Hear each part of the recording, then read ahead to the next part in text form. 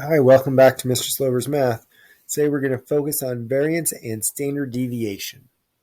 So you're going to be able to calculate and interpret the variance and standard deviation. Yes, statistics can get complicated. Yes, standard deviation and variance can get really, really complicated and messy. But the numbers that I'm giving you and the layout that I'm choosing to give you, I'm hoping will set you up for success.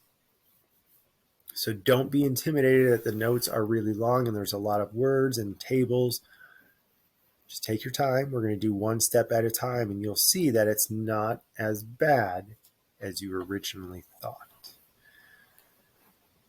So the variance and standard deviation are measures showing how much data values deviate from the mean. Remember, the mean is your average. The Greek letter sigma represents your standard deviation. So sigma squared is the variance.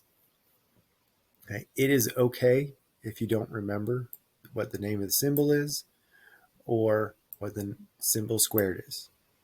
Okay. I set the notes up to guide you to still get the right answer, even if you don't remember that. Your standard deviation is the measure of how far the values in a data set deviate from the mean. A lot of times reports on the news for the school, for your ACT or your SAT talk about a standard deviation. So you're going to learn how to find it. Finding the variance and standard deviation. There's 5 steps. Step 1 is you're going to find the mean or the average. Remember, that means you're going to add up all the numbers you got and divide by how many you have, how many data points you have. Step 2 is you're going to find the difference, which means you're going to subtract between each data value and the mean. Step 3, you're going to square each difference. Square, remember, is that little 2. It's an exponent of 2. You're going to multiply that difference times itself. Step 4, you're going to find the average or the mean of the squared differences to find the variance. And step 5, you're going to take the square root, here's the square root, that's what it looks like, of the variance to find the standard deviation. Whew. Yes, that's a lot of steps. But when we get the first example, you will see how I laid out the table for you to get the correct answer. So you and your friends have just measured heights of your dogs. The heights at the shoulders are listed below. Round all answers to the nearest whole number. So right here, data value I got from the problem. I highlighted the numbers. They go right here. So first step is already done. The mean. You've been working on the mean for the past couple days. That should be very straightforward. I add up these numbers. I got 1970, and I divided by 5 because I have 5 data points. Your mean is going to be the same for each one of these in this table because the mean's the same. It's not changing. The deviation score is just the first column minus the second one. 600 minus 394, 470 minus 394, 170 minus 394, 430 minus 394, 300 minus 394. Yes, you get negative numbers. Yes, that is okay. The last one says I need to square my deviation score.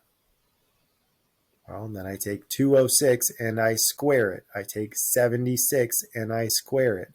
I take negative 224 and I square it. 36, square it. Negative 94, square it. And I get all of these numbers. Now notice up here I say these are always positive. Mr. Slover, I plugged in negative 224 in my calculator and it told me negative 50,176. Well, you should know that's not right. Negative 224 squared means negative 224 times negative 224. Two negatives multiplied together give you a positive. Okay, so be careful with using your calculator. If need be, put this in parentheses, just like I've done here. You will get the right answer if you're putting in parentheses. Okay, each calculator is different. Sometimes it reads it different. So here's all my numbers. I squared them all and I got all those numbers, and they're always positive on the far right. So now it says sum of all.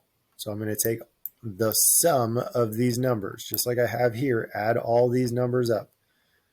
In this case, you're going to get a big number. That's okay. The variance says it's the mean of the sum of all. Well, that just means it's the average. I'm going to take this number, which I already found, so I don't have to do any more work. I already found that number, and I divide by 5. Well, that's because I had 5 data points. 1, 2, 3, 4, 5. That gave me 21,704. That's my variance. So my standard deviation is just to take the square root of that number. And I get 147. You just found the standard deviation of something, and it wasn't that bad. So this means the average distance from the mean is 147. Example 2. Now I've got smaller numbers to work with, but the process is still the same. I list my data values. Here's my data values. I list my data values. I find the mean, or the average. I did 3 plus 8 plus 6 plus 9 plus 9. I got 35. There were 5 data points, so I divided by 5. It tells me what to do in the third column. This minus this. This minus this. This minus this. 9 minus 7. 9 minus 7. Mr. Silver, these repeat. That's okay. I had 2 data points that were 9. That's okay.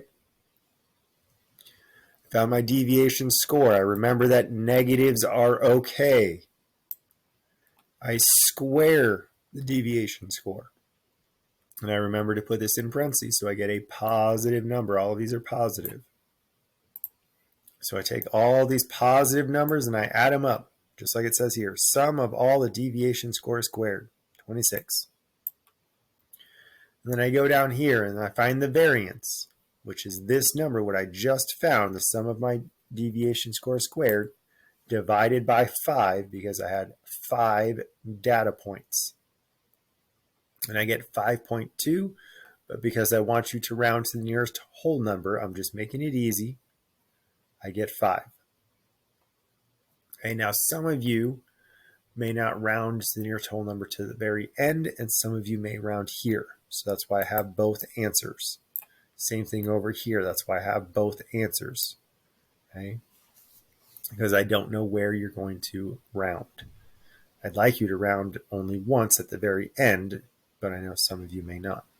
So your standard deviation then is the square root of what we just found, the variance. So the square root of 5.2 or the square root of 5. And I get either 2.3 or 2.2. So it says compare the standard deviation of the rating of the concert with the heights of the dogs. So the height of the dogs were more spread out. Therefore, your data, if I have a larger standard deviation, your data is more spread out. So think about it. The height of the dogs, my standard deviation was 100 something. So those heights were more spread out, whereas what we just found, 2, that's a pretty small number.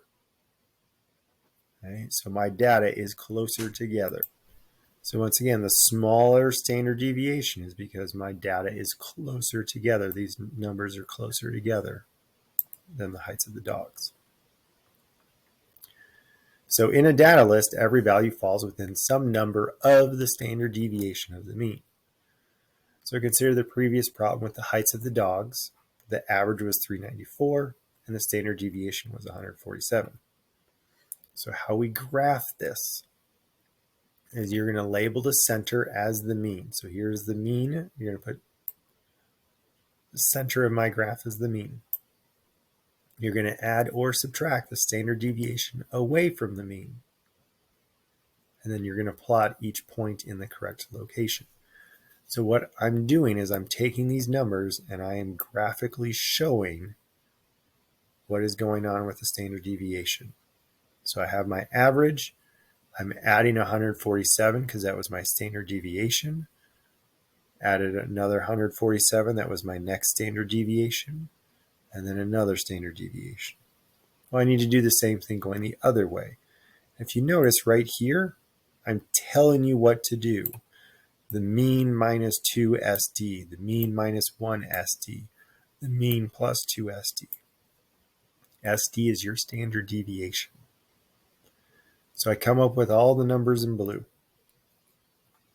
And now I take these numbers, 600, 470, 170, 430, 300, and I put an X where they would fall on my graph.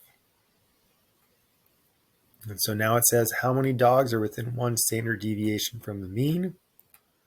So here's one standard deviation from here to here. So I just count how many X's I have. 1, 2, 3. How many dogs are within two standard deviations? Well, 2 standard deviations is from here to here. So I just count the X's. 1, 2, 3, 4, 5. And then 3 standard deviations would be all of them. Tomorrow we're going to talk more about what this really means. 1 standard deviation, 2 standard deviations, and 3 standard deviations. But for today, I'm just kind of introducing it. So this, although it looks daunting, is not. We just break it down step by step and we follow what it says. So if you have questions, make sure you reach out and let me know.